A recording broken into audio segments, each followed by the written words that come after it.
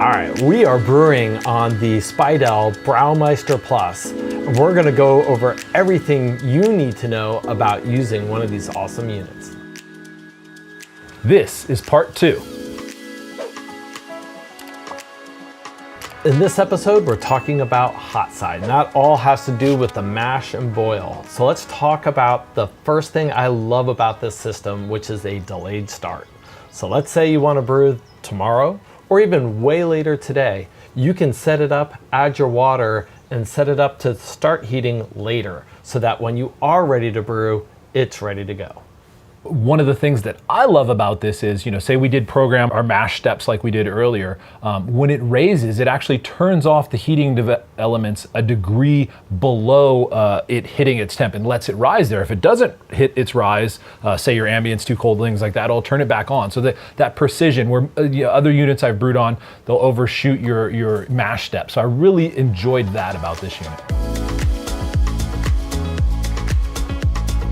All right, so we talked about the mash steps. Let's talk about the malt pipe itself. So it's actually pushing water or wort at this point up through the grain bed rather than from the top down. That was just really cool to me, and I think it's more efficient. What do you think about that, Chris? One, it's very gentle.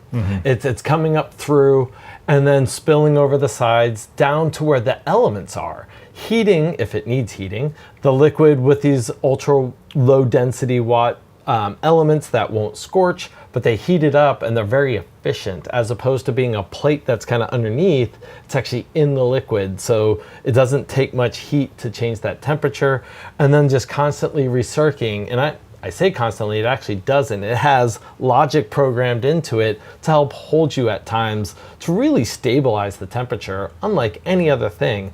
And speaking of stabilizing that temperature, they put the sensor up high, about the middle of the sidewall, so that you actually get a much more accurate reading of what the liquid temperature is in there. And I think it is worth mentioning, but you can put this in manual mode as well and turn a pump on, turn the heating elements on, set the temp that you want it to. So you can run it in manual mode as well. And I always think I am going to use all the automation on whatever system I'm using, whether it's one of the Brew Sculptures, whether it's one of the other electric all-in-ones we've used, and almost every single time we go manual. And it's really nice to know you can. Exactly. And sometimes automation's great. I've driven in a Tesla car in auto mode. It's really nice to take over in manual. I'm glad that feature still exists. Yeah. So the first thing you do once you hit the brew, it's going to ask you, is there water in the vessel? And so that's really cool. It won't dry fire on there without that. So you add your water in, it's going to start heating your water. It's going to bring you up to your mash temp. You've already got your malt pipe in there, so now you're ready to go ahead and mash in. So we're brewing on the 10 liter, so we used about 5 pounds of grain. We're just gonna go ahead and simply add it in there. There's, the liquids or the water's in there, your strike water. Stir it in, same thing that you would on any vessel. And then we're gonna close it up with the screen on top. So there's a fine mesh screen and then a slotted screen that goes on top of that. And then there's a little bar that kind of locks it in place and pushes that gasket down against the bottom. And underneath there's the pump, the one that's pushing up through, and then there's on the outside is the intake. And it's just completely unique, because then all of a sudden you start seeing that water come up. It starts as a pretty thick porridge when you first go in, and then you see the liquid coming up from the bottom, spilling over the top, and you see that constantly recirculating as it's getting up to temperature. What you notice over time too is how quickly it starts to clear out. So the lauter filter works beautifully.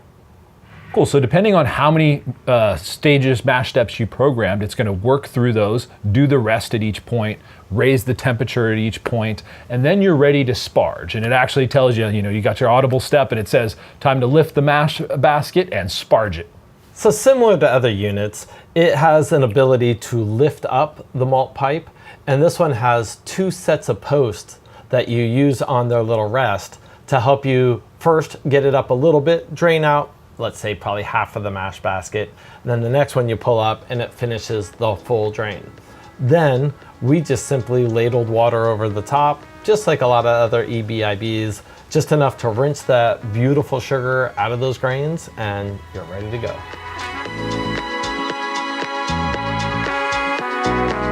Cool, so once we've done our sparge, we're ready to now boil. what we did on this brew day, as soon as we were letting that in, we moved on to the next step. So it just starts heating up ahead of time to start boiling. The cool thing, the one thing that I really loved about this that I discovered on the very first brew day is around 180, it actually said, hey, it didn't say hey, but it said, take off the lid to prevent a boil over. We put our lid on there to help it heat up a little faster, but it actually reminded you of that. And that was really cool. Just those little things like that in the software that I loved. Yeah, no, the ding is amazing, because how many times have we been sitting there thinking like, oh, we'll know when to check in. All of a sudden you see Kreuzen just dropping all over the place. So it is really nice to have that early warning system. We put the lid back on once we heard it just to help get us up to that boiling temp, 110 units. Usually you want to preserve that heat, but awesome just to get up to the boil that way. And it was pretty quick. Yeah, got up there pretty quick, and the boil itself, a nice vigorous rolling boil.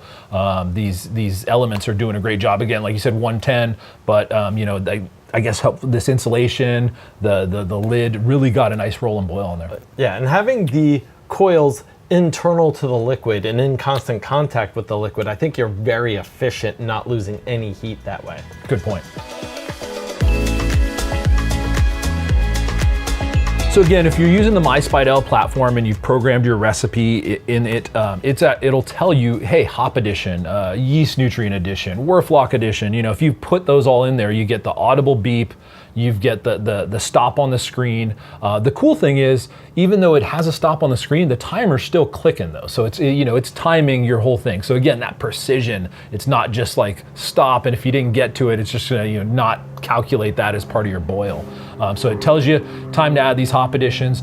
For us, what we've done, we just threw the hops right in here. So we're not doing like a hop screen or a basket like we've done on some of the other units. And I think the reason I had confidence doing that on the first brew is how beefy this pump is and how big the throat is on those intake and outtake.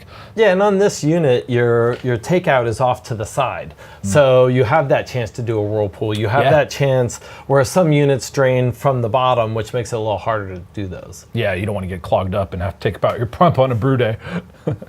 Some of the other things, there's a ton of accessories for these. One of the things, we were talking about the boil right now, but the mash, there is LODO accessory. So that means low dissolved oxygen. So it's a lot of people are into that. So that is one of the accessories that they sell for this. Yeah, if you're brewing a lot of like continental lagers, something that oxygen staling is really noticeable in, or if you want to really age these competitions, you want that to age for a long time. These are things people are starting to pay attention to, no locks, low locks, malts. If you're really into low oxygen pickup, those are great accessories to add to it. So that was part 2, where we go over everything on the hot side and brewing on this unit. Stay tuned for part 3, where we go over cooling and cold side. So thanks for watching. You can find the link to the Braumeister below, and make sure you subscribe. See you next time.